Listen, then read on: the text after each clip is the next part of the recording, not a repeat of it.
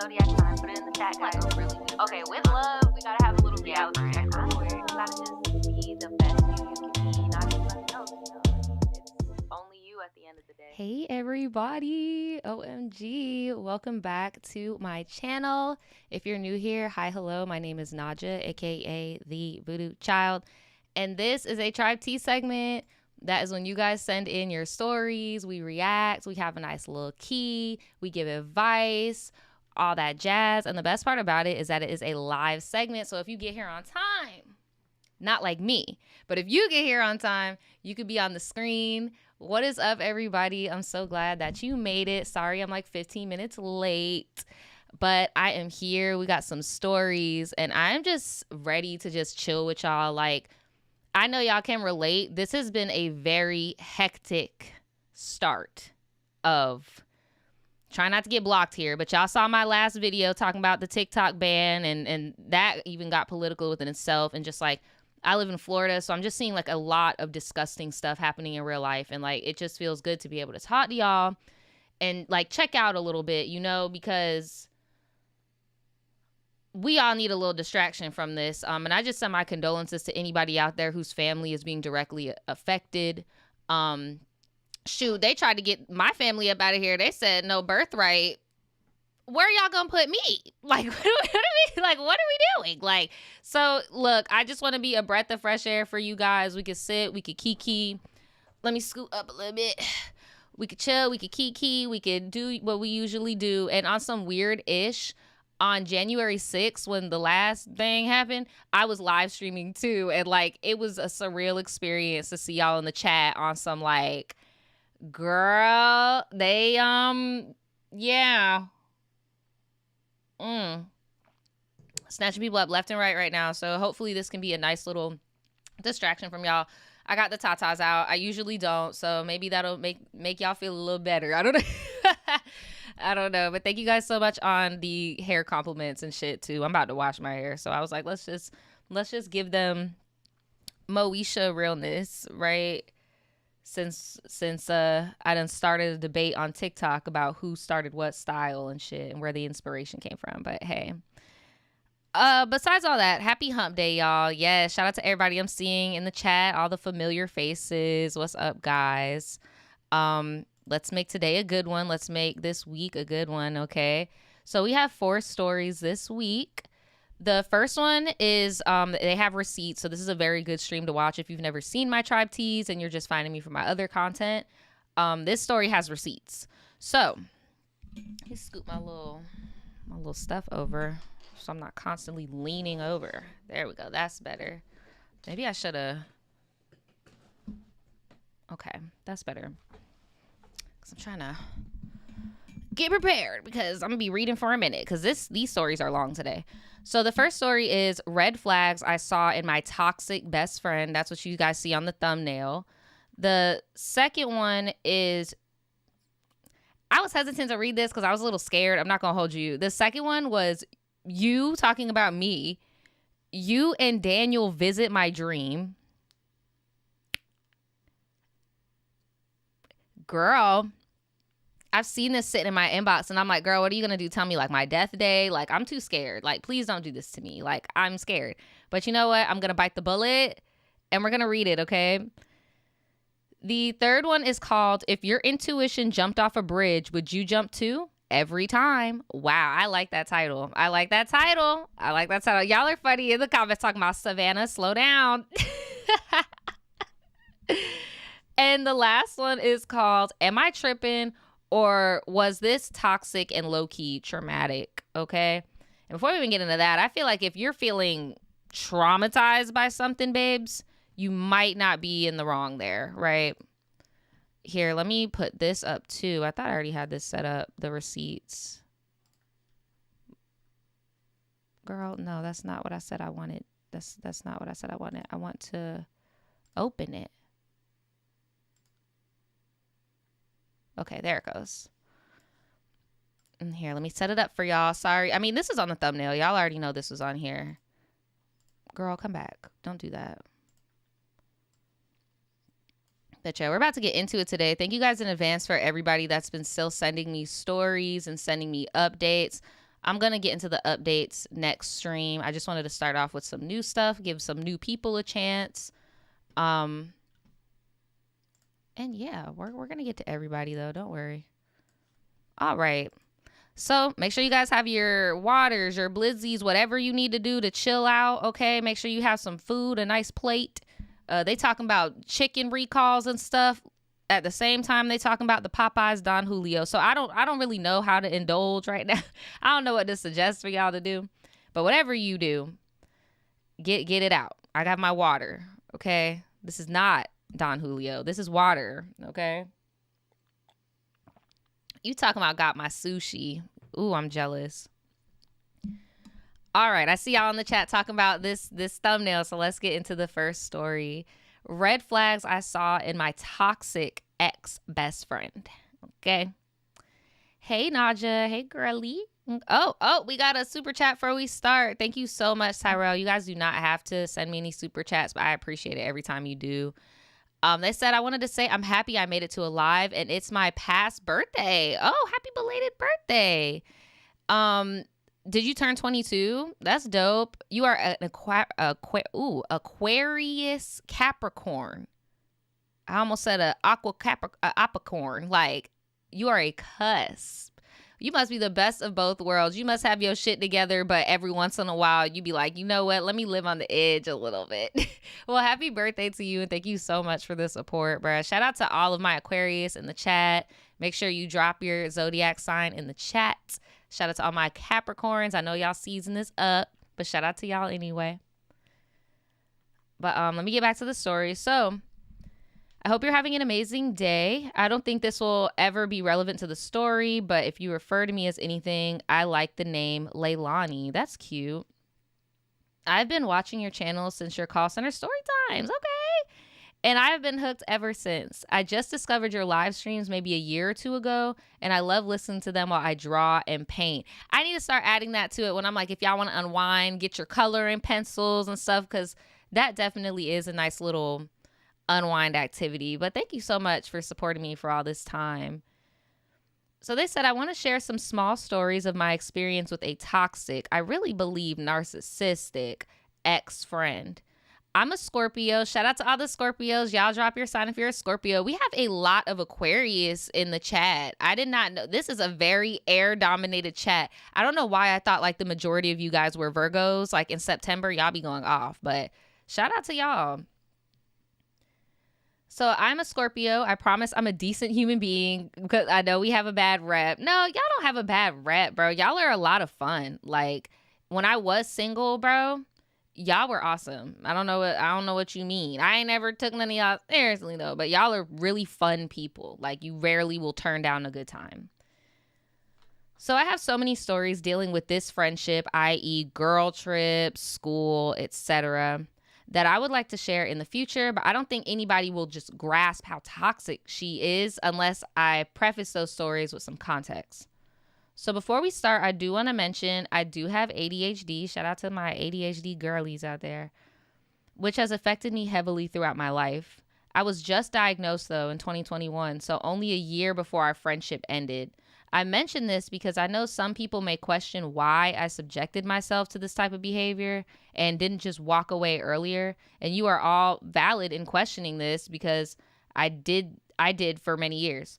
I honestly blame myself heavily for entertaining this BS for so long, but it was not until I got out of the friendship that I was able to truly reflect and understand my role in this toxic dynamic and also realize how my disability played a role in me subjecting myself to her mistreatment. So now y'all check me if I'm wrong, but isn't like one of the things with ADHD, like not being able to see pattern recognition or stuff like that? Check me if I'm wrong, any of my ADHD girlies, because that would make a lot of sense. You over here playing in this toxic game and you don't realize that this person is not joking with you, like they dead ass don't like you, but you're a number to their, their parties or their whatever, right? So you keep getting invited to stuff just to fill up a room, but they really just don't fuck with you. Okay, yeah, people in the chat are saying that you can't always pick up on certain context clues. My girl just said yes. My girl said yes. A few of my friends have it, and they've said the same thing, that, like, it's not easy to recognize patterns, right? To where, okay, this is the third time oh girl has left me on red. This is the fifth time where I've been invited somewhere and I've, been treated this way. So I get why you're saying, like, the disability adds context. So needless to say, let's get into the story. I want to call this friend Kelsey.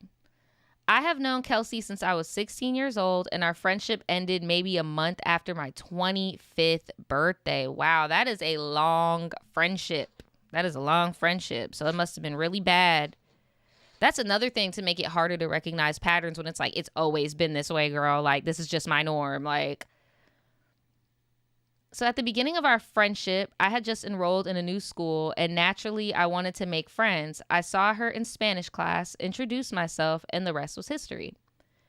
At the time, she had only been at this school since the 10th grade, and this was our junior year. She was somewhat of a loner, but she had a few friends, one of which was named Emma. Emma was a dual enrolled student, so she wasn't at school a lot, but she was very tight with a girl named Sky. So this is a friend group. Okay. Emma and Sky had been best friends since middle school, so Kelsey introduced me to Emma, and Emma introduced both of us to Sky, and we all became a friend group, so I thought. I say I thought because one of the first red flags of Kelsey was every time I would call her a friend to her face or reference her as a friend, she would correct me and say I'm an acquaintance. Oh, baby. Absolutely not. Absolutely not. An acquaintance is somebody that you don't meet up with in a friend group. An acquaintance is like, well, you have one class together and your teacher makes y'all sit in alphabetical order and now you got to talk to this person, right? Like, that's an acquaintance. You don't see him outside of class. You don't sit with him on the bus. You don't ride home with him. Like, you don't eat lunch with them.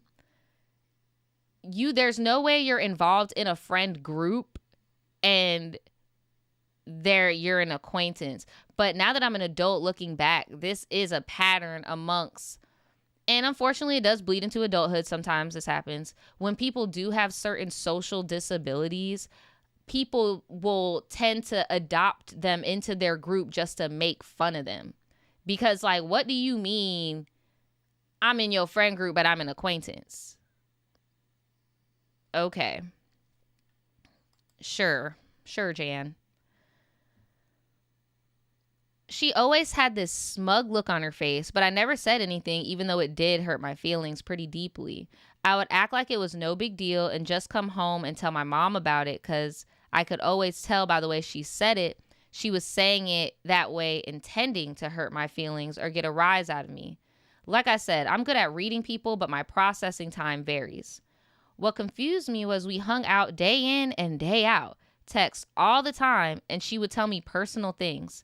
Essentially, everything I would do with anyone else I considered as a friend, but she always made it a point to acquaintance zone me. This behavior would repeat itself throughout our friendship, with her always correcting me and trying to control the narrative and control me and trying to bait me for me to react emotionally. So I know you started being cool with her when you were in high school or whatever. So I know we're going to get more into the adult relationships, but there's no shame in being vulnerable and saying you hurt my feelings.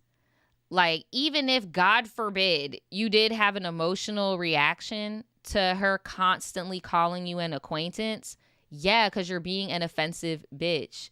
Why am I an acquaintance? Okay, well, then I guess I don't need to pick up your calls. Like, I'm going to start treating you like an acquaintance. And if anything, that would just encourage me to go outside and actually get a friend, because it's like, well, obviously I have all this love to give as a friend and you're just not accepting it. Bye.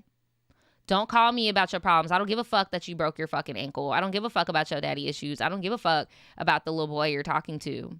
Go hit your friends up for that shit.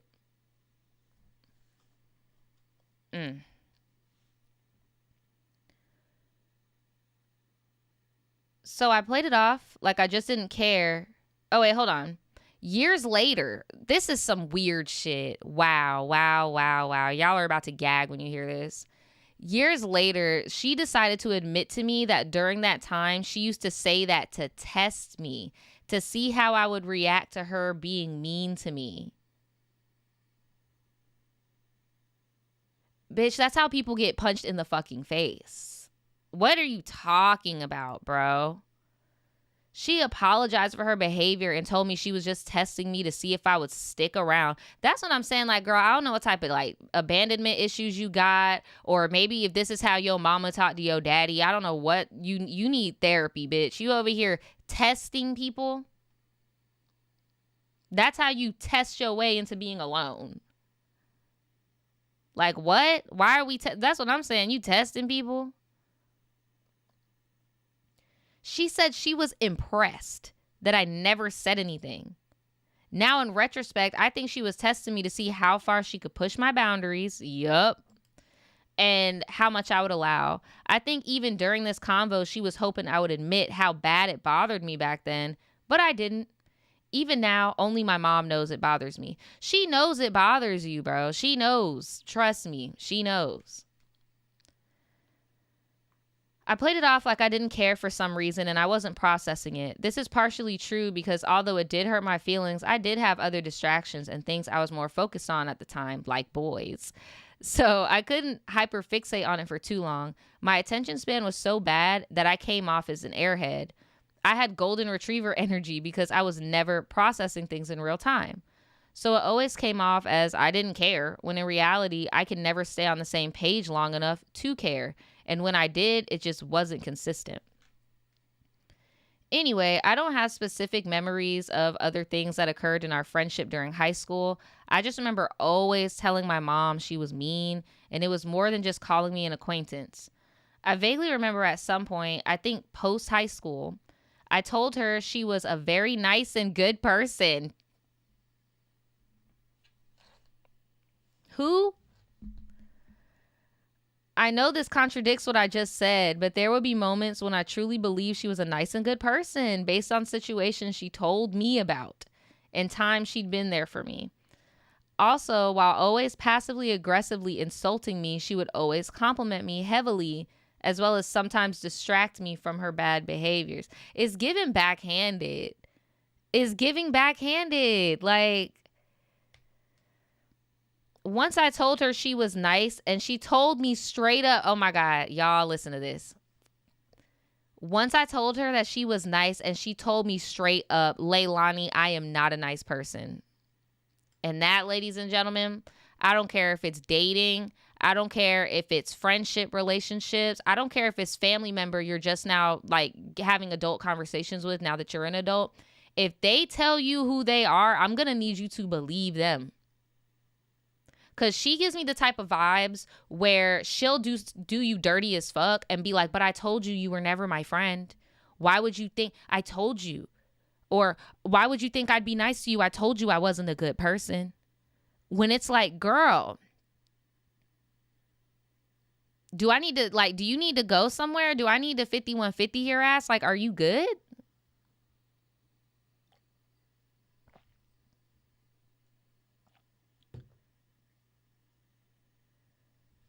She said another example of her correcting me, but also, God, that was such a red flag. No, seriously, like what? Wow. And that's so true, girl Luigi. No, for real. Like, man, if someone tells you about themselves, believe them, right? But I was in lollipop land and trying to convince her that what she said wasn't true and giving her examples of how I thought she was a nice person. And thinking about it now, I know she ate that validation up, but I also know she hated me always finding the good in people. Like, this girl just did not like me. Man, y'all need to do these bitches dirty. So moving on. Throughout our friendship, I would disappear from her for months at a time because she would do and say things that hurt my feelings. As you should. That's why I'm like, bro, you not about to do her dirty and just stop talking to her? So say I had a terrible taste in men and anybody I liked was ugly, or if anybody ever said I didn't have resting bitch face and I looked like a nice person, they were lying, even making indirect jabs at my spiritual beliefs. I know you could write some of this off as just friends playing around. No, people do not play around like that. Like, even when you're in a relationship and like your significant other is constantly picking at little things, like, no, bro, they don't like you. Like, something's wrong. But now that she said it, so it, as if she was saying it as if her opinions were facts. I don't know. It was just very ill-spirited. I knew she had said those things to hurt me, but it was never in a joking manner. It was so bad. I had a list of things she did that upset me in my notes app. Damn. It got to the point I didn't want to share much with her about my personal romantic life when I was dating this guy. I mean, you shouldn't anyway. She's such an associate. Like, bitch, why am I telling you my business? Like, I would literally, anybody in this situation, anybody in this situation, I would hope you would just like cut this bitch off. But you want to tell me all your business, cool. I'm not telling you shit about me because I'm an acquaintance. What do I look like? Like, an acquaintance is literally like a coworker type of relationship. I wouldn't tell my coworker the ins and outs about my relationship. So why are you get what I'm saying?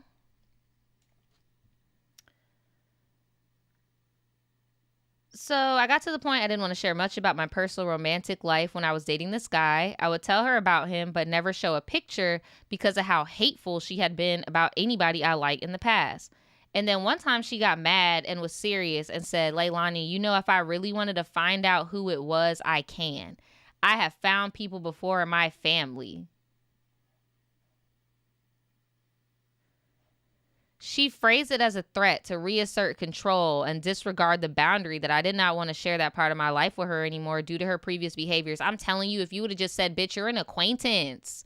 I don't share my relationship stuff with acquaintances. She would have shut the fuck up.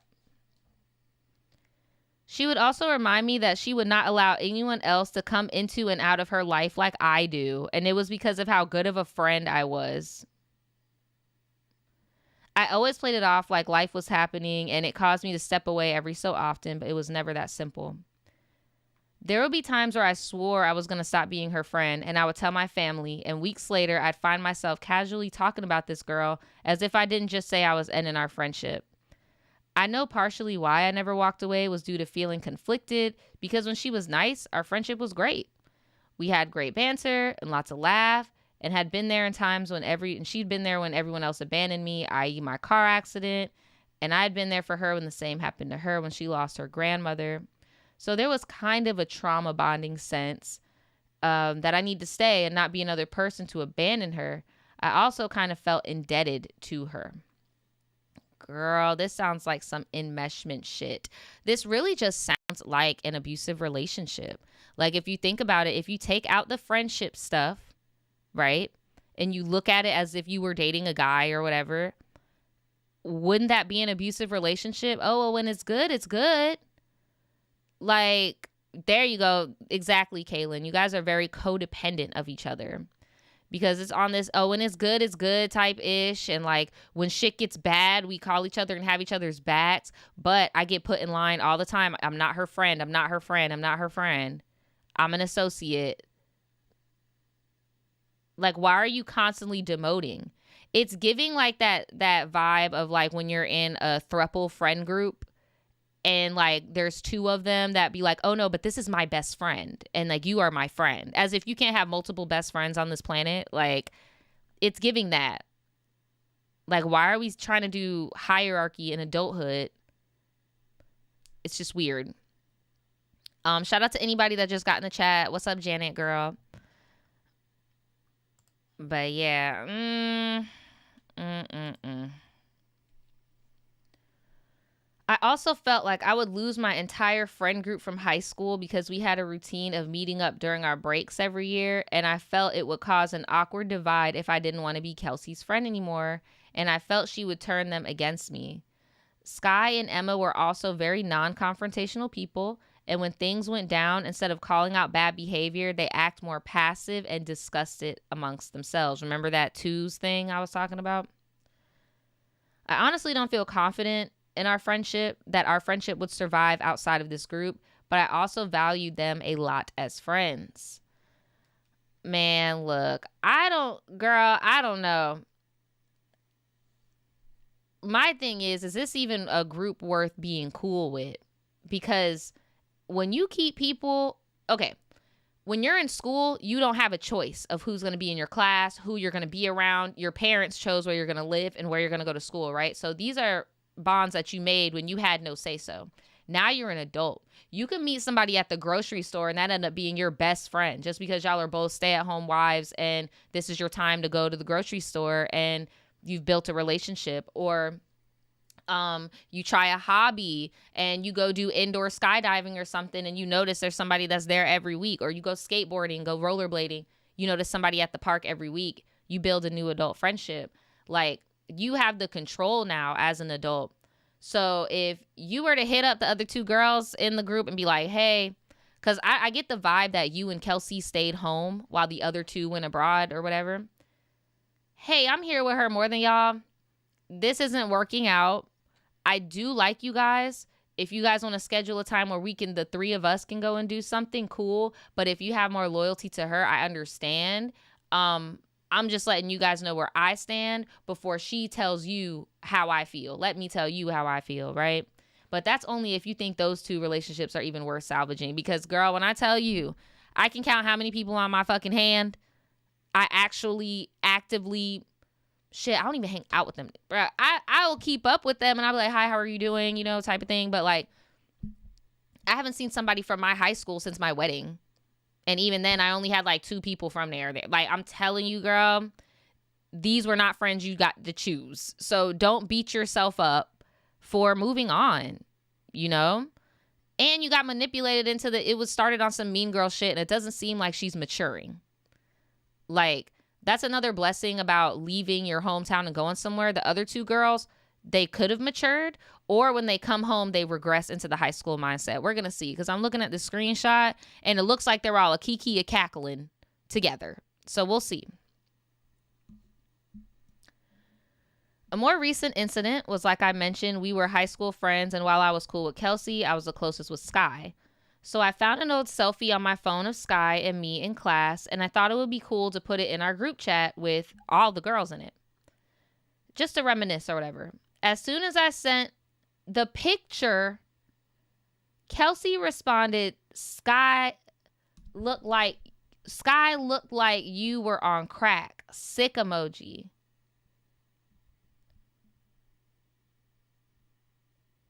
So this is about your friends? Oh, Sky looked like she was on crack. Not crack. I don't ever want to get that skinny again, though. Y'all were in high school. You had prepubescent bodies. Kelsey said, very unhealthy. I'm happy you don't want to be that skinny. I couldn't be out with you looking like that. Bitch, get a fucking life. You sound miserable. Just miserable. Wow. That bitch sound miserable. I guess they weren't in the group chat of Kiki and cackling. I thought they were talking about your man because I definitely don't remember him. But I thought you meant like the dude looked like he was on crack. Like she finally saw your man. No, she's talking about the homies. Wow. Wow. She said, I know some people may write this off as her being playful or joking. Absolutely not. Absolutely not. It's this part. I'm happy you don't want to be like that because I would never be out with you looking like, bitch, who are you and where do you be? Who are you and where do you be at? To where, like, you get what I'm saying? Like, you are a buzzkill for real. Like, we are not, I am appalled, right? Like, what the fuck?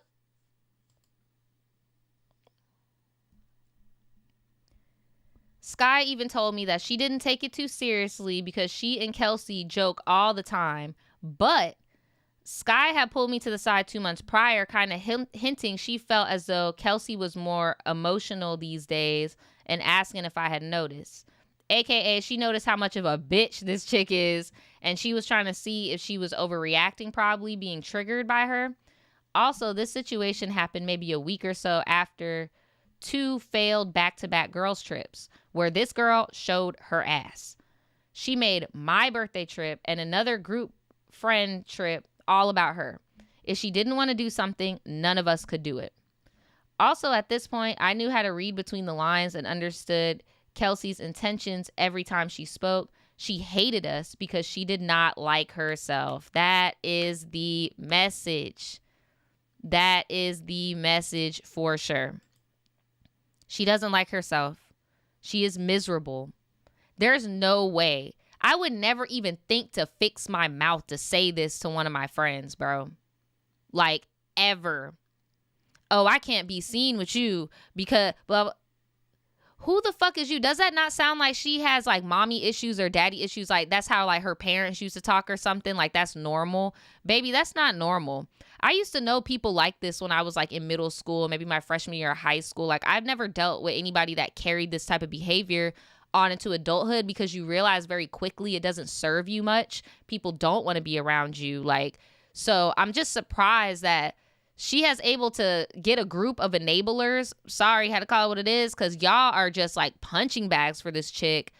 Again, please correct me if I'm wrong in the comments, but usually with certain social, I don't even want to call it a disability because y'all be chilling, bro. Y'all be chilling, but I get it. You guys do have struggles in day-to-day life because of being diagnosed with ADHD and stuff like that. But isn't ADHD, autism, those type of things like a bird of a feather situation?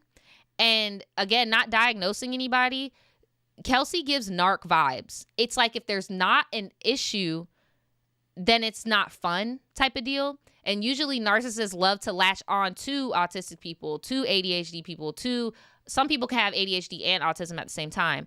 They usually like to latch onto people like that because it does take y'all a little bit of time, because it is hard to find friends and stuff like that when you have a social limitation, right?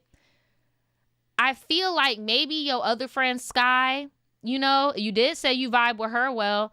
Maybe y'all have a little bit more in common than you think, because I just don't see how this is just going under the rug for so long, and like y'all want to see her and like y'all want to invite her. It's given, like I said in the beginning, she just uses it as like a, oh, let's just add her to the group, right?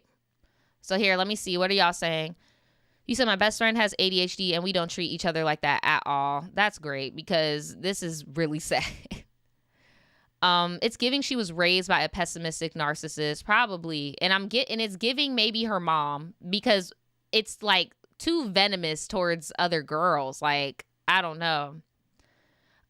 Southwest says, yeah, that's not an ADHD or autism thing. She's just rotten. No, I know that the girl herself probably doesn't have anything. I'm just noticing the pattern of like whenever I see people telling their narcissism stories on like TikTok or Instagram, they usually have an ADHD or autism diagnosis, and these type of people like to latch on to people who are not socially, what is the word for neurotypical? There you go.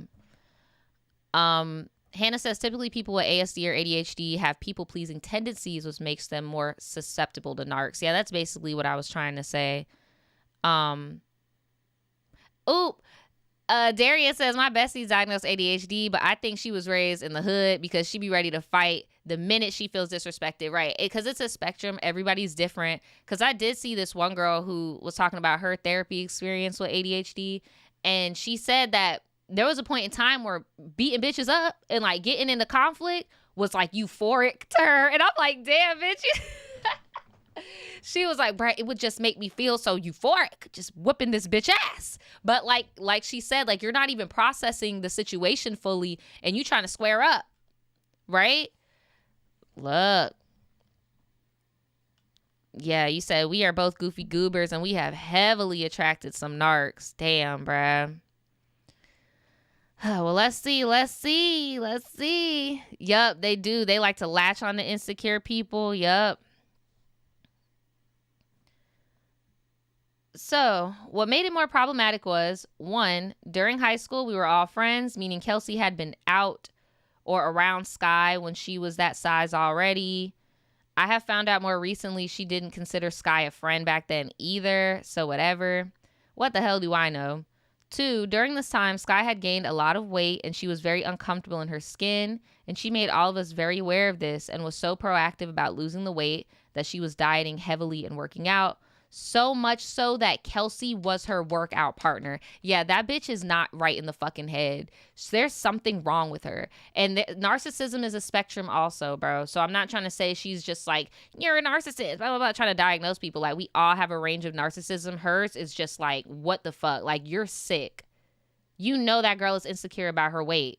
Like, you are not a girl's girl. Like, wow. 3, Kelsey had visited my new place 2 months before this incident, and she was feeling very insecure about her own body and even hid her body behind me when we took pictures and not to post them. Oh my gosh, drop this bitch. Like, this is a miserable grown woman. This is no longer an angsty teenager. This bitch is miserable. Not saying it's wrong to have insecurities. It's how you go out in the world, right? And you're projecting on everybody. You're miserable. You don't like yourself for real.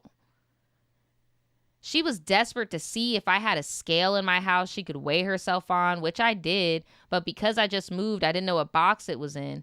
When she got home, she had a panic attack and cried because she was convinced she gained weight. Wow. I was relieved when she weighed herself and saw she hadn't gained any.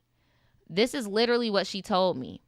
4, Sky was the same size I am currently when Kelsey made all these comments, except Sky always had boobs and I don't, well, barely. So it felt like an underhanded jab at me, although she had been complimenting me about my size during the whole time. Okay, so you're on the thin side. So it was like a backhanded for both of y'all. Because you sent a picture of you and Sky. So yeah, she is a bitch. Kelsey is a mean girl. That is a bitter ass woman right there. So after this, I messaged Sky on the side. Let me see. Where is the Sky message?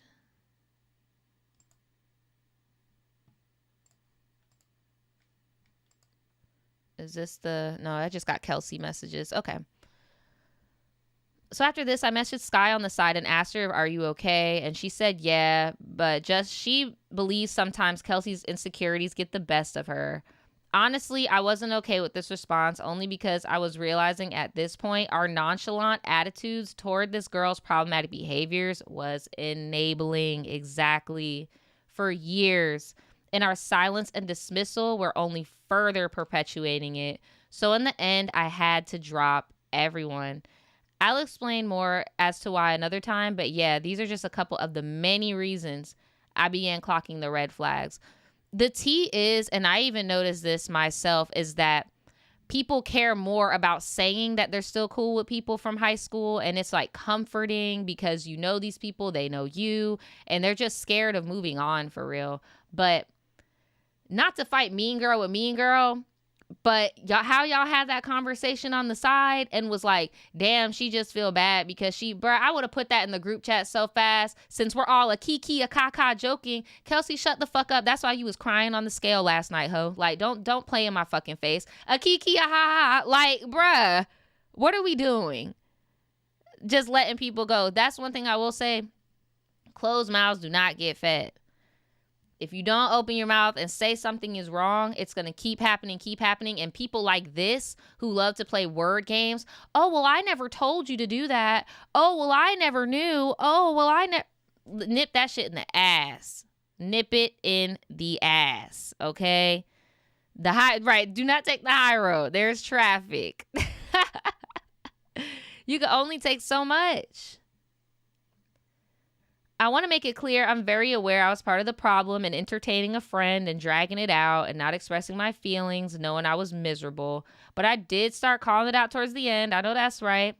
Which resulted in her punishing me. I was about to say, like, what could go wrong? Like, what is she going to do? Like, what are you going to do? You going to come over here and beat me up at our big age? Bitch, I will shoot you. Do not come to I'm sorry. No, but for real, like, don't. What are you gonna do? I will call the police on you so fast. Then we gonna be connected for life on that fucking order of protection. Like, please don't try me, girl. I will play so scared. Like, don't do it. You want to be big bully so bad, Miss Bad Bitch, Miss Bad Britchers, Miss Baddies. I see y'all in the chat. I blame baddies. You want to be a baddie? You can get that record, okay? So she tried to punish me, right? So I attached a picture of the group message as well as a picture of the text where she told me essentially that I look like a bitch, but I have a great personality, which you can show on the screen. And okay, hold on. Let me see. Oh, wait a minute. I attached pictures of Kelsey hiding behind me in a photo when she came to visit. Oh.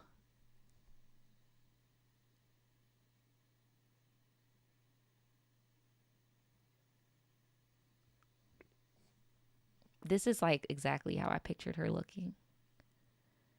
This is exactly how I picture her looking.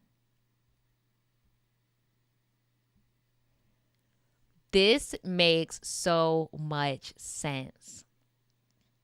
She is giving... Okay, first off, I'm going to show y'all an example. This is our homegirl, right? This is her friend. Like, her little face is just peeking out right there. This is exactly how I pictured her looking. Our girl, the tribe member here, your outfit T, body T, hair natural T, like it's giving SZA. You got me and you like have like a similar like skirt on. You got your little halter top, your little platform, heels, skin giving melanin, cocoa butter, shining realness, okay? Then you have Kelsey over here giving church mouse. All right. And if y'all know, no shade, because my ass was rocking them at 1.2 when I was younger. And, you know, I couldn't have no control over the adults were paying for my hair to be done. OK, but you will not find a picture of me with this hairstyle. No, you won't. No, you won't. I was not smiling. Y'all know that archetype of woman where they be having like the cardigan sweater, the crochet, you know, you got the crochet part. I can't explain it, bro. I used to have them bitches too. So no shade, no shade. But yeah, it's giving pastor's wife. It's giving, I know you can't be more than like 22, but you've aged yourself like 20 years. It's giving you guys are out living your best life. Your apartment looks phenomenal. Phenomenal. You look phenomenal.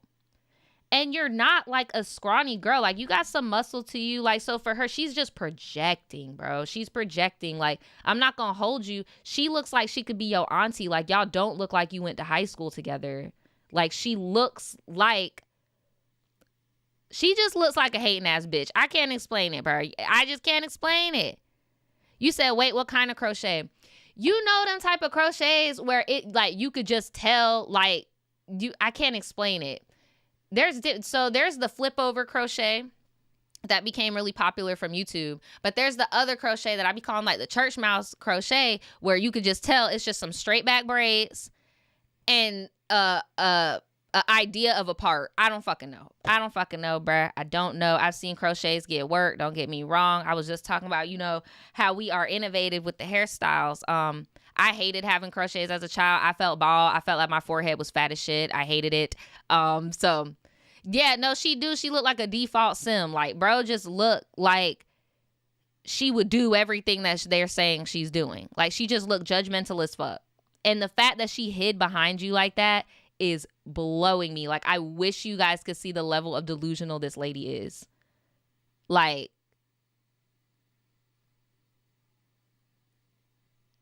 I'm just gagged at this photo right now. Like, I'm just gagged right now. All right, let's get into the final text messages.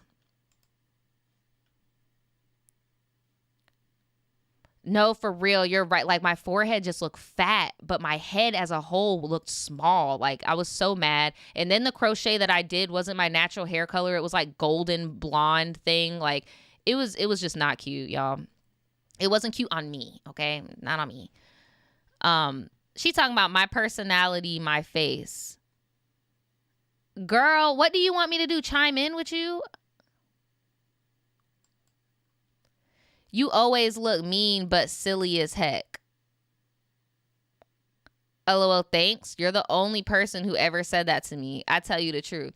Between the two of y'all, she look mean. She look like she'll slap your hand with a ruler or like hit you with a Bible in church. But no shade to anybody that's religious, by the way. I'm not trying to be funny. She just looks like a OD conservative black person, like a black woman. Like she looks way older than she is. Like she looks like she's from Gen X. She does not look like a Gen Z adult. Like, meanwhile, you look like you would go with me to the bar, girl. Like, you look like we could go to a Beyonce concert together. Like, you look like we could go and, you know, go on a girls trip. Like, I could not imagine this girl on a girls trip.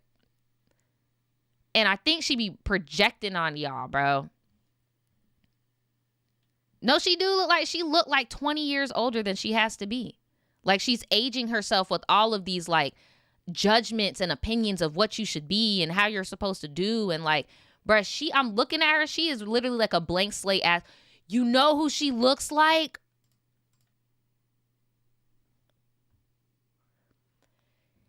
Y'all remember that couple where his Derek Jackson, and he was like doing motivational stuff, and he had the wife with the bonnet that he had with the bonnet on, that like he was just embarrassing the fuck out of her.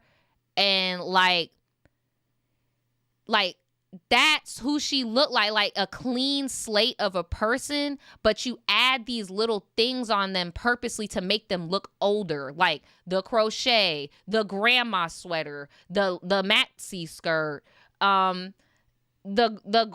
grandma glasses. I seen it with some shit. I wish I could wear fucking glasses. I think glasses are cute, but it's like, you're wearing frames that age you. You got the crochet. You have a hairstyle that's not popular amongst your age demographic. Like, it just just looking tired, bro. Like, you tired from all the hate on the inside. I can't.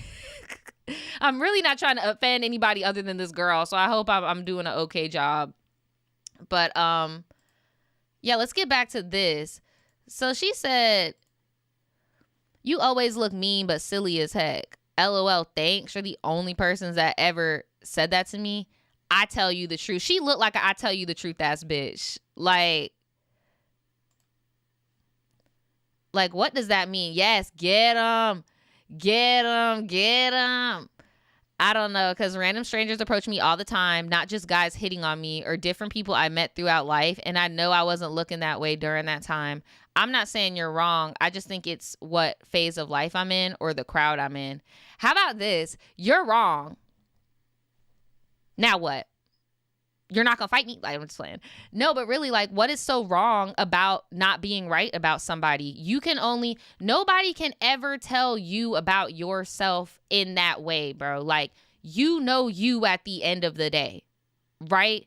The only person that can really tell you about yourself is maybe like your mama, your sibling, but even that stops at a certain extent, right? Because you know who you are when nobody is watching. But you don't know me. Like, bruh, I'm an acquaintance. You don't know me. Like, cut it out. Cut it out. Oh, Tantra, you are a gag. Talk about she looked like Miss Honey and Miss Trunchbull at the same time.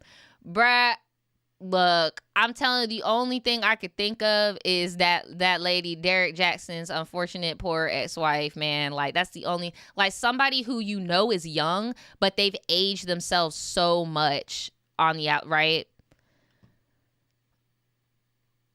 So that's my opinion. You never look happy, in my opinion. You either look timid or upset. I would have been like, and bit, you look like, ooh, let me not be offensive.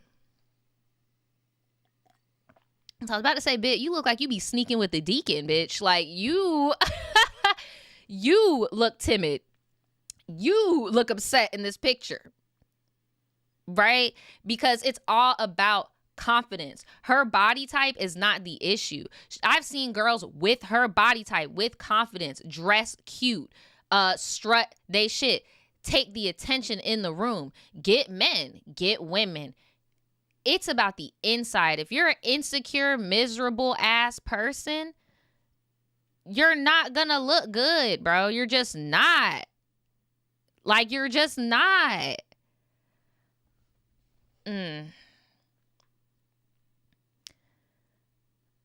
Wow. Wow. Here's the high school picture of y'all.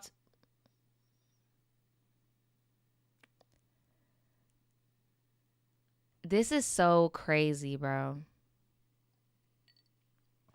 Because I've dealt with somebody like this in high school. Even in high school, y'all don't look like y'all match. I'm going to be so real. In high school, it looks like she tried to bully you and that didn't work. And she was like, well, then I'm going to be her friend and then I could still bully her.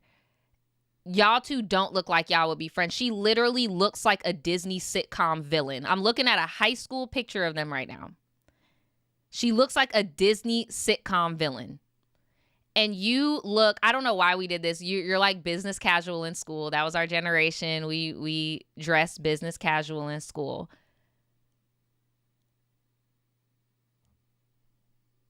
It's like you gave her a chance and then she was like, oh shit, I could be a bully and be a friend, and just ran with it. Like, look, girl.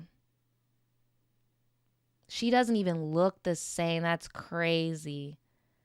Because obviously y'all are adults now, but you have the same face. I can't explain it. You have the same face. And now that she's an adult, she no longer has acne. But y'all have always been the same proportions from each other. You've always been smaller than her. But that's about it. Everything else, like, it seems like you've always been into fashion. Like, what the fuck? And you said this is Sky now. Aw, well, little Sky. Yeah, like, I don't get what the problem is. When you grow up, you gain a little weight. You're not going to be the same size forever. Like, Sky looks healthy to me. She looks good. And again, she can dress. Like, I don't see why that other girl is so insecure. I really don't. But I get why you had to protect your peace and go, because poor Sky, you know, if you're just willing to have somebody degrade you as an adult when you have a choice, that's crazy. That's crazy. You have an option. You have the choice to not be treated poorly. Like, it's time to go. It's time to go. So,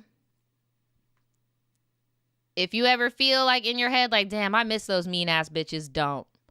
But if I were you, I don't know, because I don't like doubling back. But especially because, would this be considered trauma bonding? I don't know. But if Sky or one of the other girls comes around and they want to come to you and be like, hey, I just ended this friendship. Like, I still want to come into town and see you or whatever.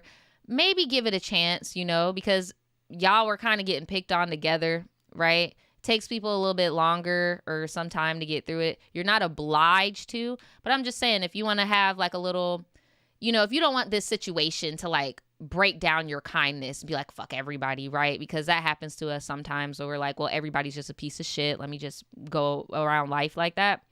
Yeah.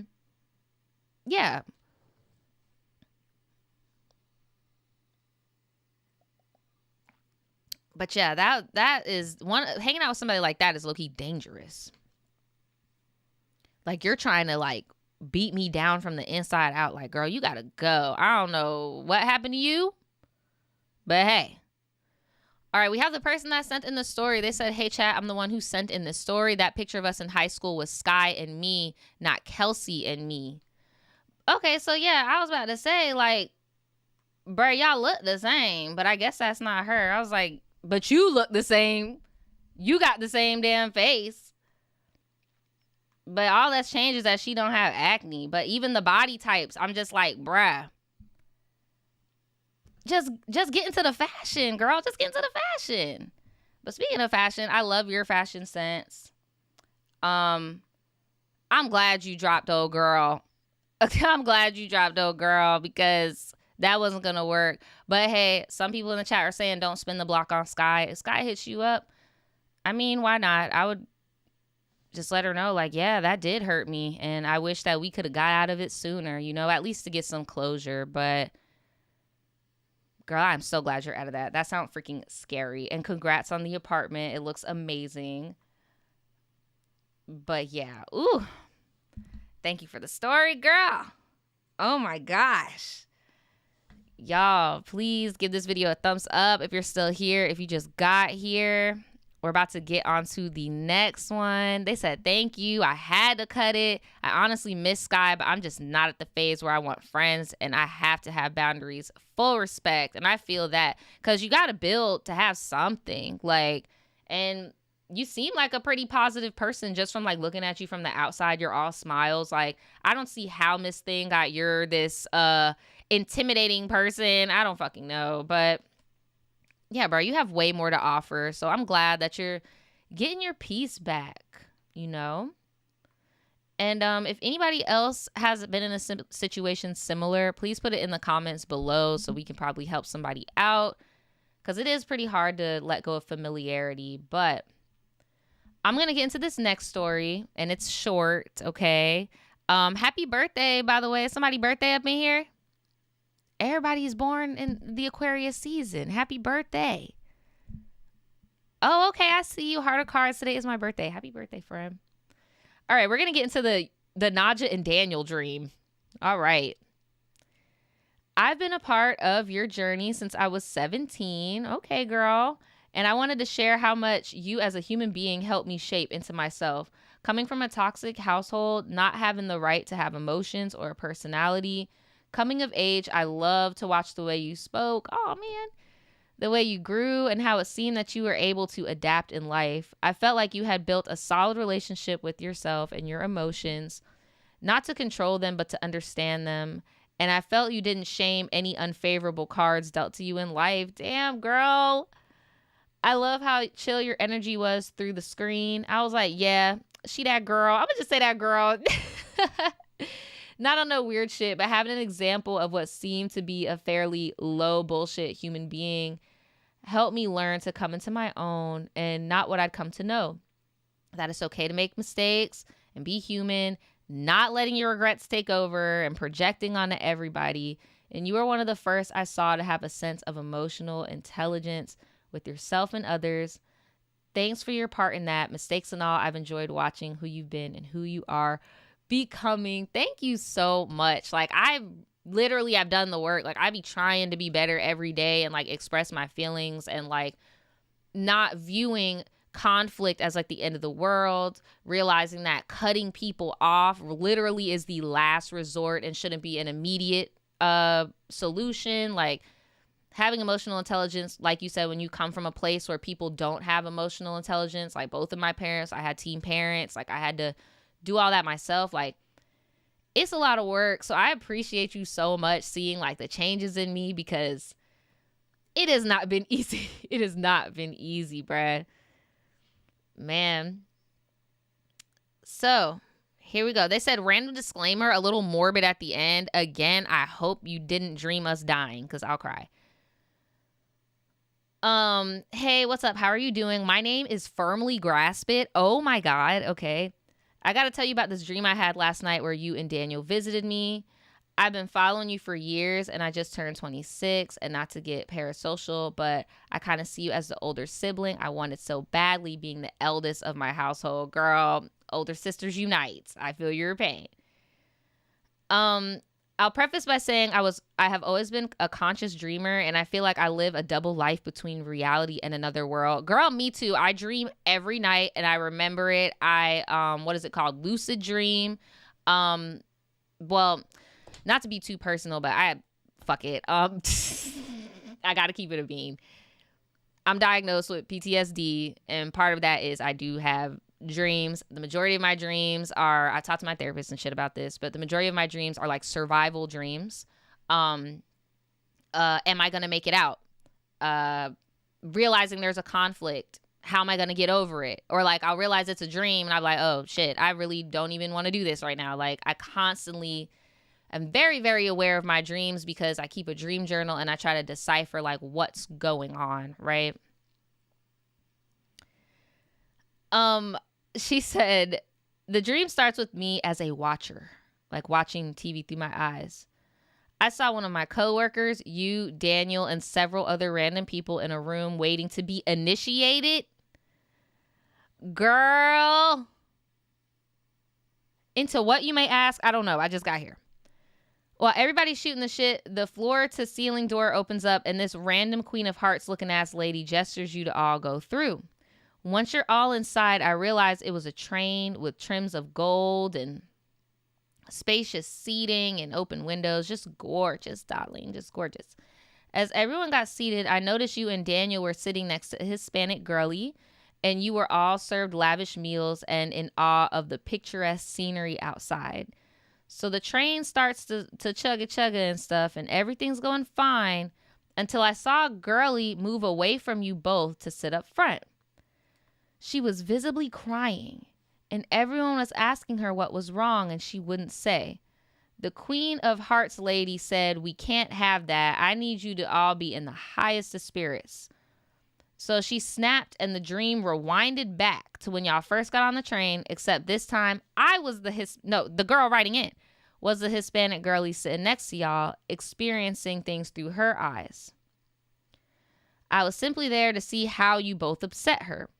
Once we're done eating, you and Daniel started flirting with me. Oh my God! And I could hear all the girlies' thoughts of inadequacy and embarrassment. I couldn't understand why, because y'all was feeling Shady. But anyway, I cried and started walking to the front. All of a sudden, the queen touched my forehead and saw how everything played out and looked at me and said, "You know what you need to do." Girl, I'm scared. I'm so scared. After that, I had full autonomy, but it felt like the Hispanic girlie was trying to take her mind and body back. It felt odd. My coworker gave me a bag of phone cases and said, "I know it's you in there." Now that I had consciousness, I thought to myself, bitch, I'm on the same. So now you're lucid dreaming. I'm on the same train as Naja and Daniel. I'm about to go chill with them.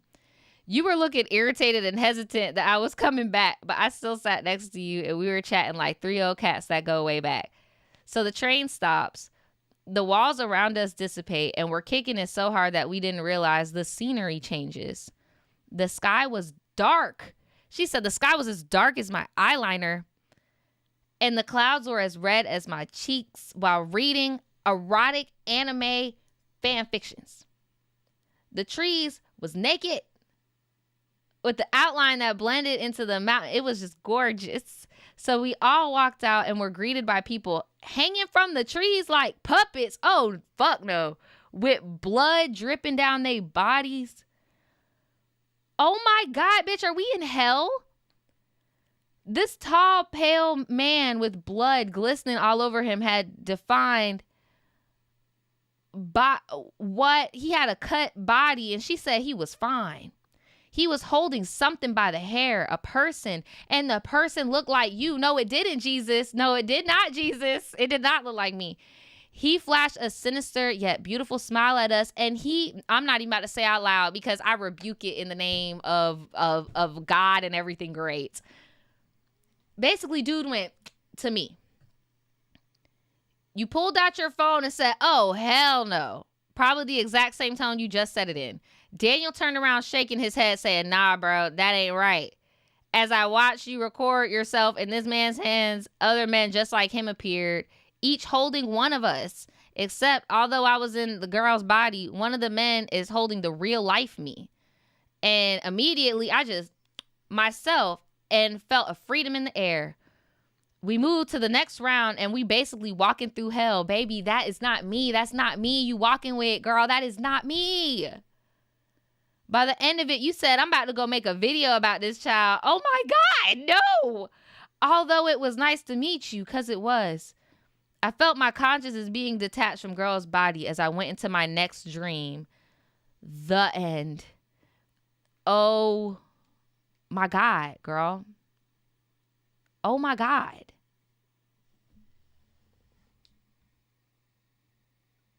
This was a nightmare. Wow. Okay. Hold on. I gotta. Wow. Hold on. Speaking of which, I need to text Daniel real quick.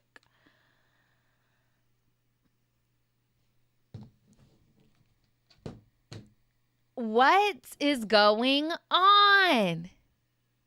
No, for real, where Jesus at? What's going on? Why I gotta walk through the pits of hell with you, bruh? Okay, so word of advice for anybody that lucid dreams, right? If you imagine it, it'll happen. Okay? I had a dream the other night. I was about to die. I was getting chased by zombies, and like I thought I escaped. I didn't escape, and I was like, damn, I'm not gonna get out this time. And I was like, wait a minute. This is my dream. And I literally imagined myself with a gun. It didn't appear in my hand, but when I went like this, some bullets came out, bitch, and I was shooting zombies. Okay? So like, what happened when you realized you was dreaming and we got off the plane? What? Fuck 50, fuck Floyd. Why my head had to get chopped off? You was watching too much Alice in Wonderland, talking about the Queen of Hearts and all this stuff. You fell asleep watching my video, and then Alice in Wonderland came up, and then you just had the dream. And then you was reading some anime fan fictions because you talking about people trying to be grown. No, ma'am. No, ma'am. No, ma'am. No, ma'am. No, ma'am. You scared the hell out of me. But I'm glad it's not real, okay? I'm glad we're not in hell. We're not on the highway to hell, the train ride. That Tim Burton-ass story. No, seriously. This was a creepypasta. Wow. Well, I'm glad we're all amongst the living. Maybe one day I can see you in real life, and it'll be under good circumstances. We're not going to be on a train going to hell with me and my husband trying to bust down a crying Latina on the train. I don't think that's what's going to happen.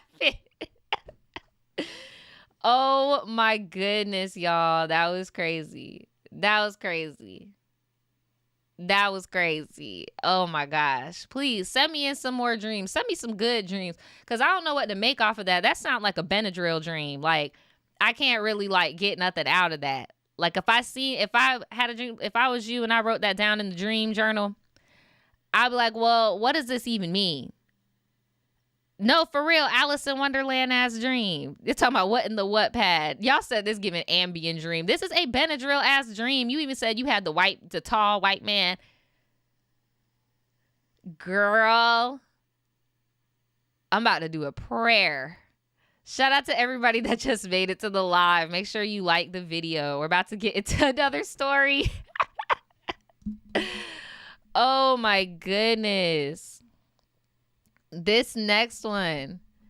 Let me know in the comments if any of y'all have ever had a dream with me in it. Because I know sometimes YouTube will just play a video. Like, I could see how I would end up in people's dream. But, like, when I tell y'all, I really do be in the dream world, bro. Like, doing my thing for real.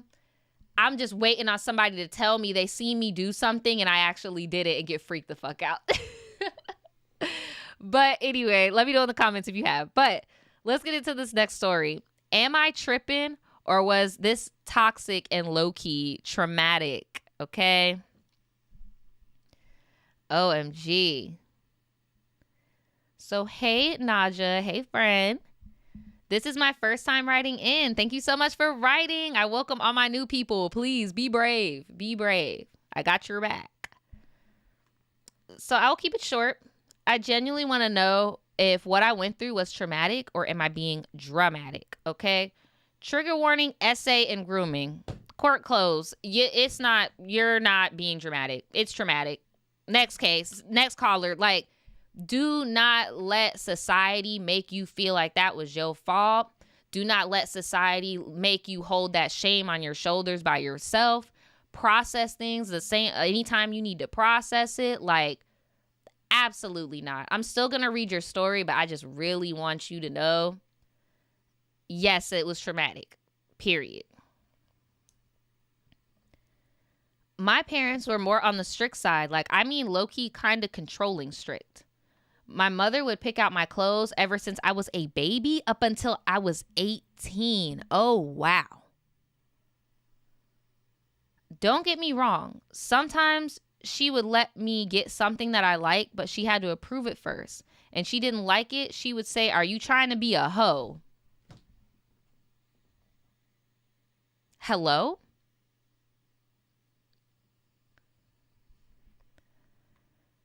My parents' way of disciplining me was physical punishment. When I was 5, my dad used to take rocks and have me kneel on the rocks or put my hand on the wall and kneel for about an hour or two. Yeah, one of my parents made me do that shit too. It was horrible. It's horrible. I'm so sorry you went through that, bro. They were also emotionally hostile and aggressive. My parents' relationship is low-key toxic. Every time they argue, They're both being emotionally aggressive, and my mom insults my dad every single time she gets into an argument with him. Always talking about how he isn't a man, he can't do shit. She always has to step up to do what the man is supposed to do, and how she wants to count on him. My mom is always complaining to me how my dad can't do shit and how frustrated she is about. And honestly, that's not even your place to know that shit. I said that in another Tribe T too.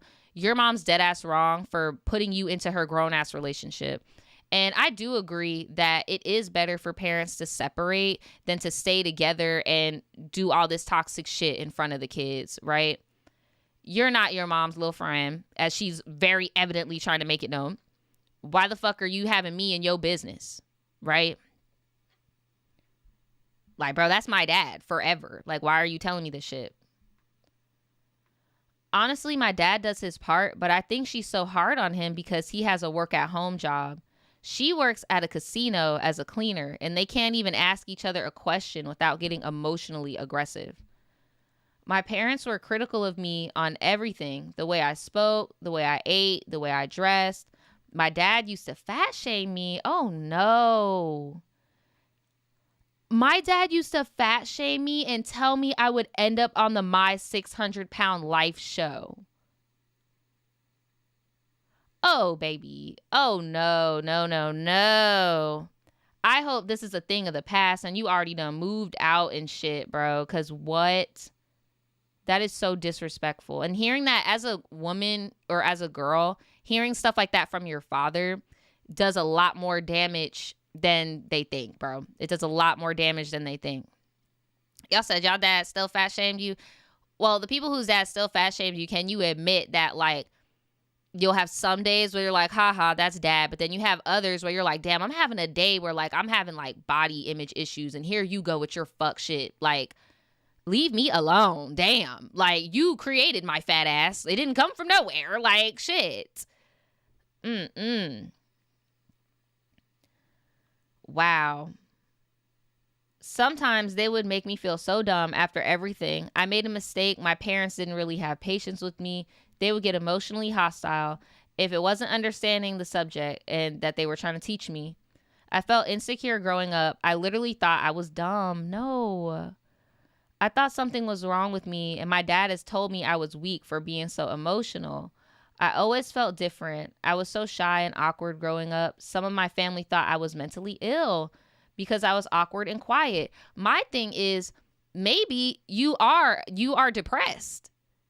Like, and I get it. In our culture, bruh, kids don't get to be depressed. But it's like, no, your grown ass problems are seeping into my life and I'm losing my innocence. Like, okay, God forbid the baby depressed, bro.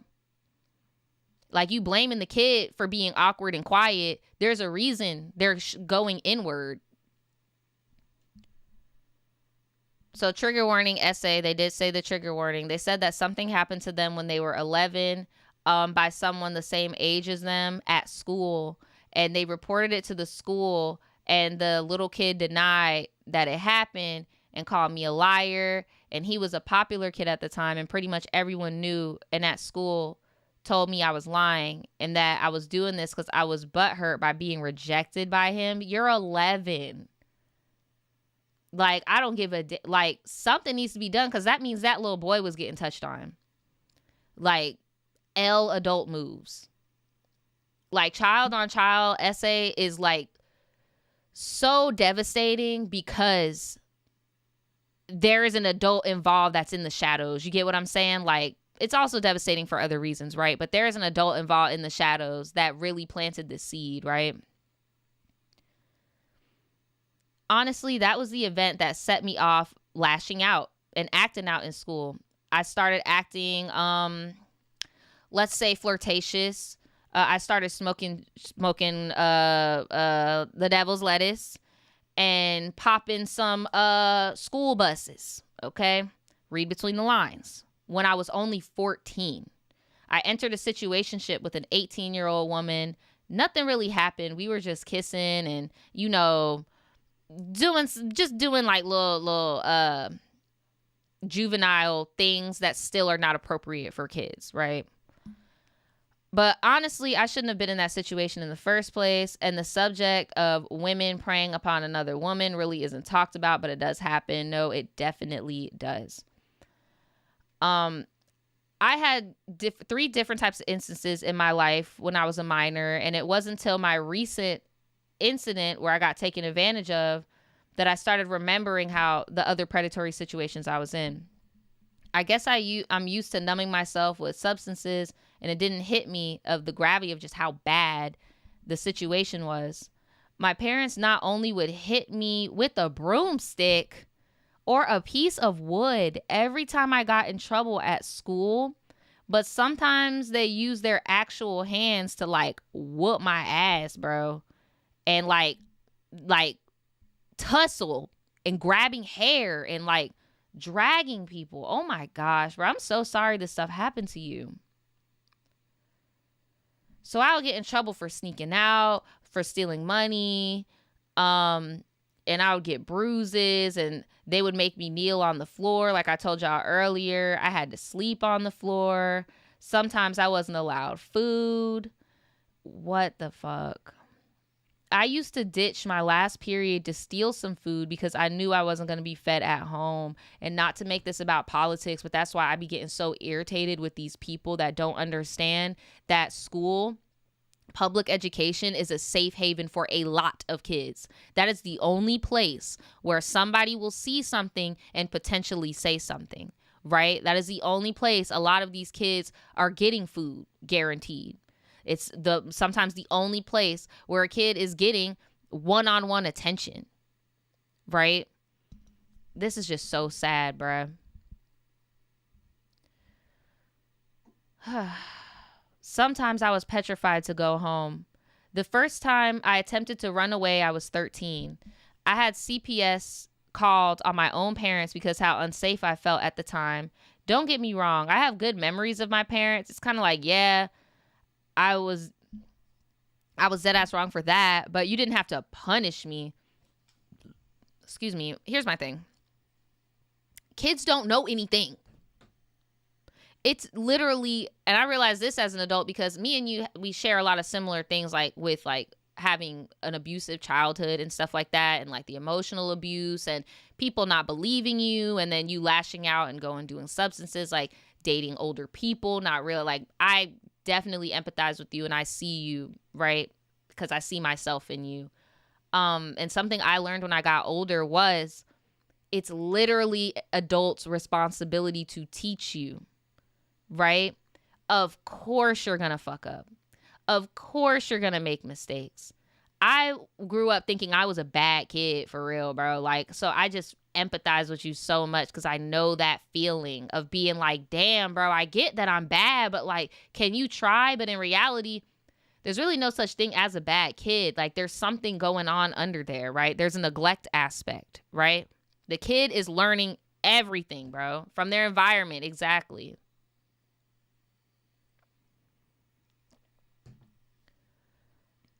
Man, I don't regret calling CPS because after I called them, they stopped with the harsh punishment. I was finally allowed to eat, even if I got in trouble at school. Growing up, I couldn't really talk to my parents because they always would get so defensive and was cold and dismissive when it came to my feelings. I ran away when I was 18 and lived with my grandmother for about a year.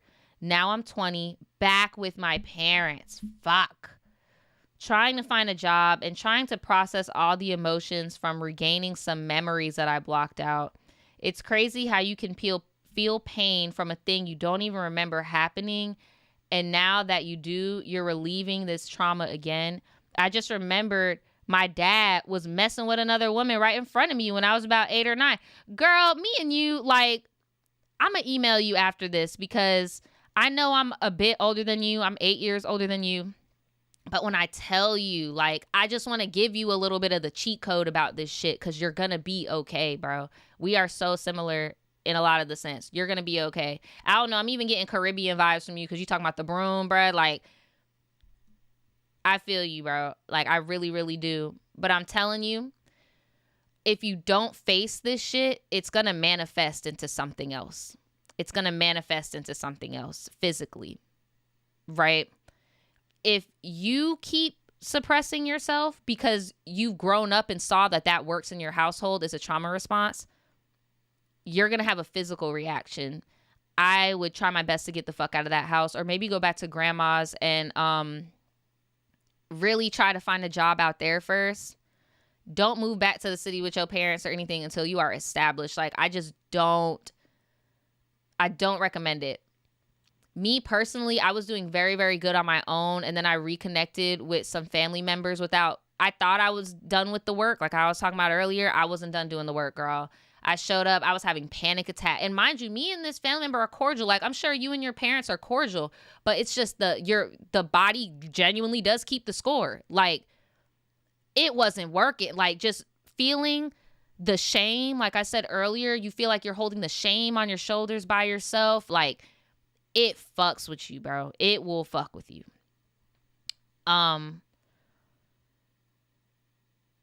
But yeah. I remember my mom asking me if I posted pictures of a woman. Oh, yeah, why does your mom keep involving you in the shit? But this was my story. Am I tripping because my parents tell me that I am? No, of course they would tell you that you are.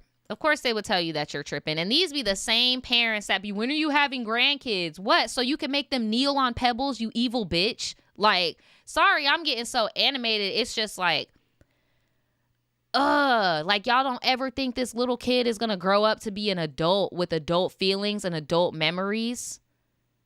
Like, what the hell? Let me read the chat. Man. Kyle said, wow, this is a sad story. I'm sorry this happened to you. This is too common of a lost story, and it's low-key normalized. Right. It's almost like, well, because what happened to me when I tried to bring certain stuff up when I was coming of age, well, my childhood was so much worse. Well, my childhood was that my childhood. Okay, bitch. Well, your childhood is done. You're grown. What, like, now I'm the kid and now I gotta go through shit? What the fuck? And there was this phenomenon I saw a therapist say is like, sometimes children of abuse will inadvertently reenact the same abuse that they dealt with as a child to their kids to make it make sense, right? And I'm telling you right now, that shit don't make sense. That should have never fucking happened to you. And you're not crazy. They said that's why the Houston Food Bank, we got to make backpack weekend lunches so kids can get all 3 meals at school. Exactly, because you got some people over here starving they jits, bro. Like, it's horrible. It says, yeah, something about being back in your childhood home where all the trauma happened. Everything just comes back. My mom always gets angry when I tell her I don't like to be at her house. No, for real. I don't like being on, I know y'all heard my little story times. I would talk about the service road. Sometimes I don't even like being there because of my experiences with my ex-boyfriend. So, like, yeah, when I get into positions where it's like family drama, like actual shit, it just triggered the fuck out of me. And I was out for the count for like a year and a half. Like, I really had to tap into my feelings without, like you said, without weed, without drinking. Like, I really had to get real with myself for real, especially before I got married. Like, I really wanted to, like, get real with me as a woman, as myself, right? You said my mom be doing that too. Like, girl, break the fucking cycle. I will say one thing. I have noticed some people in my family trying to change. That gives me hope. It makes me know that I have change in me. But my advice to you is if you don't see them getting with the program, they gotta go. They gotta go. Like, it feels so good now knowing that I could bring up a problem and I could have a conversation. Now, some people in my family, you know, they still working on themselves. It's still a process. They might, you know, get snippy. No, that's not what happened. Well, how was I supposed to know? You know, like, got to meet people where they at. And part of emotional intelligence, because I've been reading that book, I suggest you to read it also. Adult Children of Emotionally Unintelligent Parents. Or emotionally absent. I'm not really sure. I'll put it in the comments. But I reread that book every once in a while because sometimes you genuinely do get your hopes up that they're going to just change one day.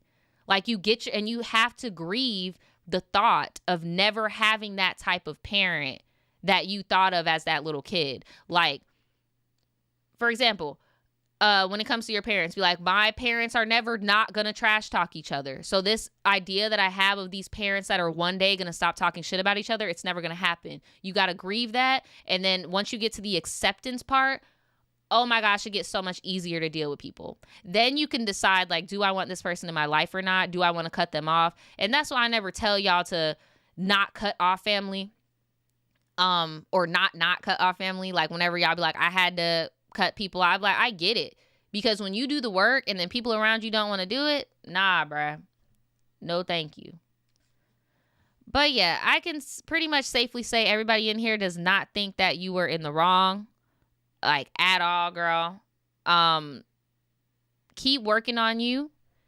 Try to get out of that environment, because unless your parents are trying to better themselves, it's just going to make you regress. It might come out physically. You might get sick. Like, I'm not even joking. Like, all the brain and the gut and everything is connected.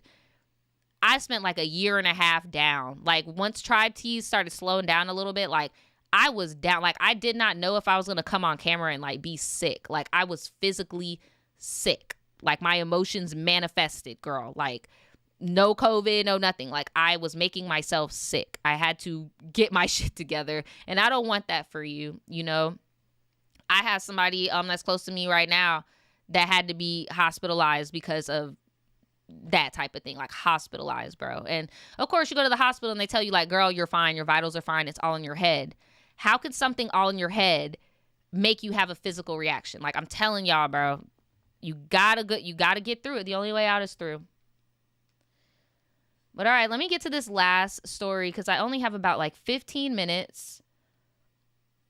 Thank you so much for sending that story in, though. Like, I feel like a lot of people will relate, since a lot of our parents are from the same generation and were taught to raise their kids a certain way. So I feel like we have a lot of the same stories.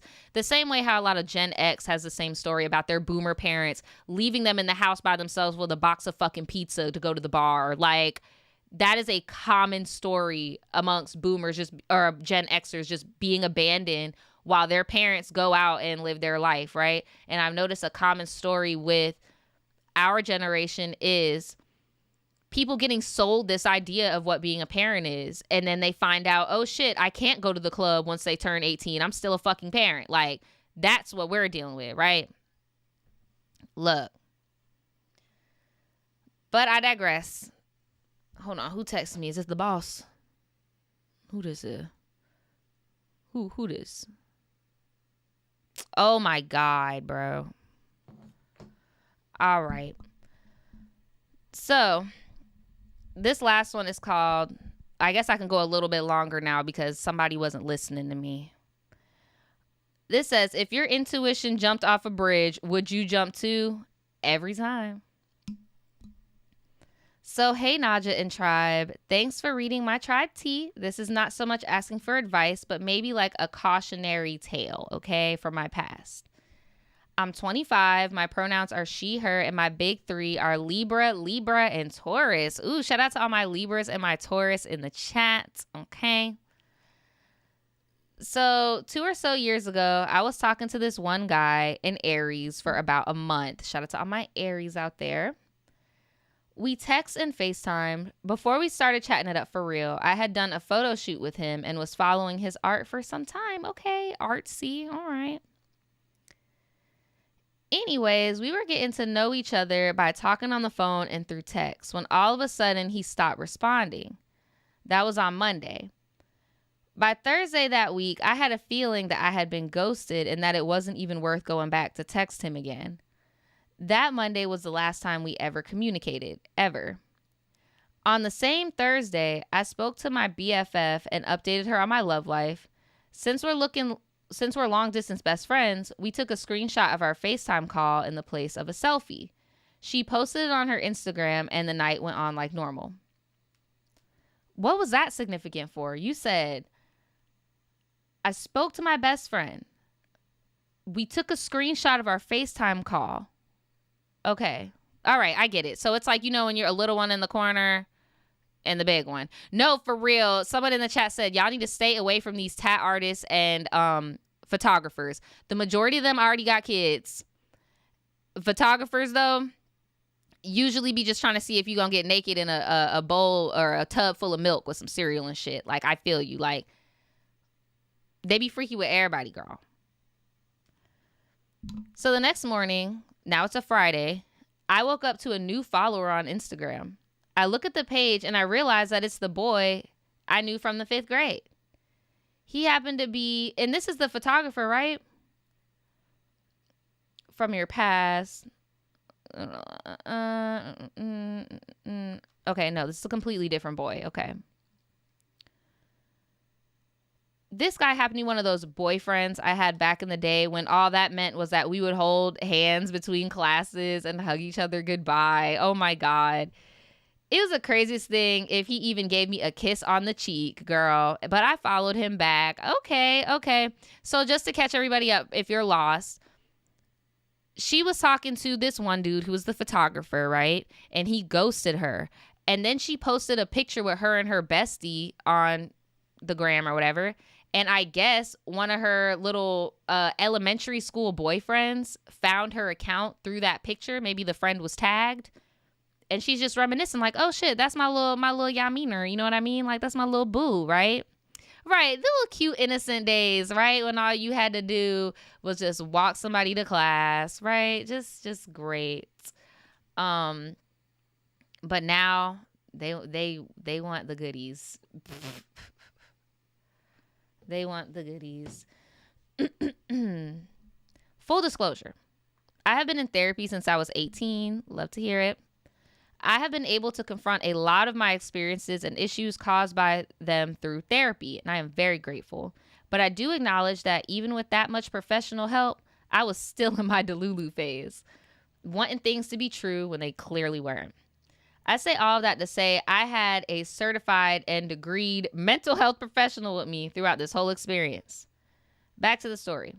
The guy from elementary school, we're going to call him Marcus. He is a Cancer. Shout out to all of my Cancers. I was about to say shout out to all the Marcuses out there.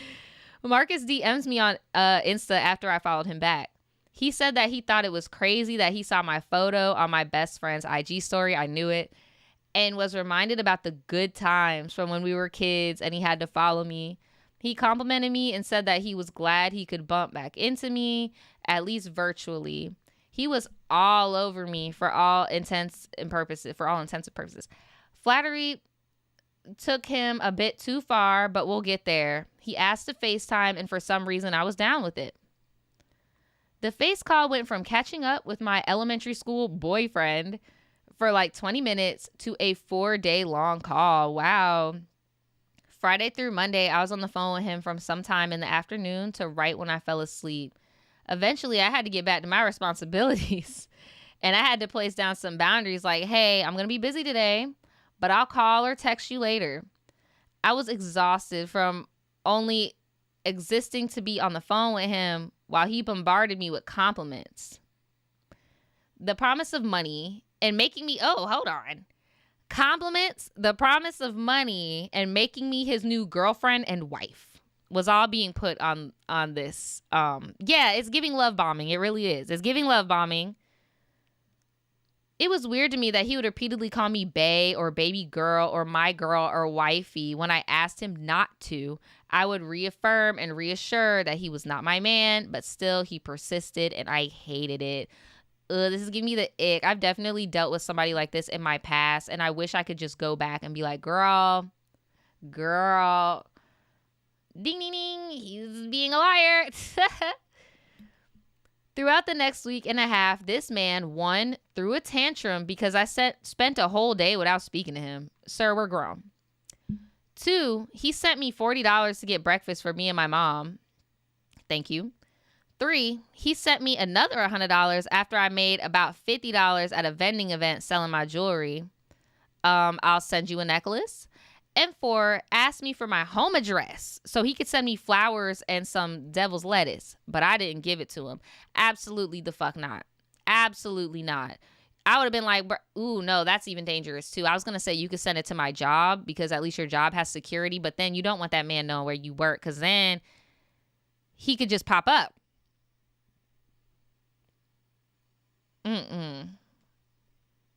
So I responded to the $100 gratefully. I told him he didn't have to do it. His response to my reaction made me cry really bad. I sat there on the phone for an hour or more listening to him love bomb me and tell me that I have to give him a chance. We will never know what we could be unless we try. Okay, I'm going to break the fourth wall. If y'all watch me, y'all heard me say this before. There are people who only talk to people from high school, middle school, elementary school because now they have an adult mind and they want to spin the block and see what that shit hitting like. That's literally all it is. Like, that's all. He just wants to smash. That's literally all it is, bro. Let me know if y'all know what I'm talking about. Because, like, I'm telling you, they just be thinking, damn, I wonder what that, I'm grown now. I wonder what sex is like with this person. Like, it's so obvious. Okay, bet. I'm just making sure I'm not tripping because I'm like, bruh, don't date nobody. They literally just want to hook up. There's no problem. If you're single and that's what you want to do, you know, you got that itch you want to scratch, go for it. But just know that one, it's literally just a lay. And two, if they're still in contact with people from your school, everyone's going to know about it. Because think about it. When you do hook up with somebody, you tell your homies, but it's not as much of a key unless they know who the person is, right? Look, no, they really do be trying it, right? They really do be trying it. And it ain't nothing wrong if you want to, you know, if you want to see what that shit hitting like too. I mean, it goes both ways. But let's be like adults and be transparent about that shit, right? Don't be, ooh, you was looking good when we was in school, but I didn't say nothing. Sir, I was 9 years old. Like, please don't do that. Like, what the fuck? Ew. Ew. Oh, Stacey made a good point. Or they suck because they can't get anybody else except childhood lovers. Ooh. Damn. This nigga talking about it was fate. Ew. He succeeded in keeping me around for another few days before he gave me a way out. As I mentioned before, he liked to just promise me money. He did send me money that couple times, but he did more talking about it. By this point, he was stressing the fact that he was going to buy me all the shoes I wanted. More like shoes he wanted me to wear. He would talk about buying me sneakers and flat out calling me his girlfriend. I protested each time. Like, Marcus, I am not your girlfriend. I had at least one therapy session within the 2 weeks I was talking to Marcus. In those sessions, I realized that relationship was already sour. I realized that I didn't even like this guy enough to keep getting to know him. And I also realized how uncomfortable he made me, that I was quick to give in to him because it felt good having someone who said they wanted to give me so much right after I experienced somebody completely disregarding me. I realized I didn't feel safe with him, so I had to let him go. We're exactly 14 days of talking and getting to know each other when I was telling him about a pair of shoes I saw on one of the reality TV girlies and that I wanted them.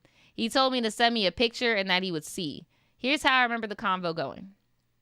Marcus, looking at photos of shoes. These look like they're about $1,500. Me, obviously not pressed about the price because he said he got it like that, right? Yeah, but I found them online for $1,450. Marcus said that's a little too much to spend on a friend. Me, question mark, you've been calling me your girlfriend for the past 2 weeks and telling me all I got to do is ask you for something if I wanted it. What changed? That's when I saw my way out. He just went back on something he had been drilling in me for the past 2 weeks. He started to try to explain himself, saying that we aren't even official. And you know what? I knew I wasn't getting them shoes from him. I don't normally test people I'm romantically interacting with like this, but something told me to just blow his cover. No, seriously, like, what are we doing, bro? Like, you're playing in my fucking face. And then how you get them is how you keep them. How you get them is how you lose them. Whatever, right? We're starting this relationship off with you buying me $1,500 shoes, like, and you're single. Something is wrong. It's giving trick. Like, something's up, bro. Like, something's up with you. So for the rest of the call, we're both silent. After maybe 5 minutes, I said, well, all right, I'm going to sleep. Saturday and Sunday passed, and we don't speak at all. I felt so much weight lift off of me. I knew I didn't want to speak to him ever again. But of course, I felt bad for ghosting him. So I sent him a goodbye text on Monday, basically saying, hey, I'd prefer if we don't speak at all anymore. Hope you have a good day. Immediately blocked him on Cash App and on my phone. When I went to block him on IG, I saw that he posted his story, a black screen with the words, I turned her into a monster. I was like, I know you ain't talking about me. Blocked. Like, what are you talking about? Went to his business page, blocked that account as well. He posted it there too. Big blocked. I'm so glad I never gave him my address because he just gives me like financially abusive vibes. That's what I said. He sounds like a trick. Like, You over here trying to buy me shit and like, bro, you tricking right now. Like, I'm not looking for that. So to the tribe, let this be a cautionary tale. I'm grateful that this didn't lead anywhere and it ended as fastly as it started. Intuitively, I know that it could have gone farther in a way that could have hurt me somehow. Yeah, it's giving because he was moving so fast. He probably would want you to move in with him. Like, even though the phone this guy found, even through the phone, this guy found a way to be controlling. In a way, he didn't let me leave his side or think for myself because every thought I'd have had his trail lingering behind. He used money to convince me to give him my time. And honestly, there's nothing wrong with that. It's just, sir, you're a trick. Like, go be with a woman that will only want you for your money. Like, it's obvious that our homegirl here, she wants a little bit more substance, right? There's nothing wrong with, tricking if you got it. Ain't nothing wrong with tricking if you got it, right? But it's just like, bro, you haven't even met a monster yet. You haven't even met a monster. And it's giving he usually does deal with women that want him financially, because that's a statement you say about somebody when you spoiled them rotten and then I've created a monster. Like, homie, you ain't even had the box. And you over here, you only spent $140 and you tripping over $1,500. What are you talking about, bro? Like, I hope that this touches anyone who needs it. Trust yourself, your gut, your discernment. Not everything that falls into your lap is actually for you. Be careful, know your boundaries, and don't let motherfuckers play in your face to get what they want out of you. That is very true, because there is the downside of the whole like sprinkle shit. And it's mainly if you get into this shit not knowing that this is a business transaction at the end of the day. Like, you want a young, pretty girl. She is young and pretty and probably isn't going to have as good a job as you. But he over here tricking as a 20-something-year-old. Like, bro, you're not even unk yet, let alone daddy. Like, you need to take a few fucking seats back. Like, what the fuck? She said, be careful, know your boundaries, don't let motherfuckers play in your face. Thanks for reading my first submission ever.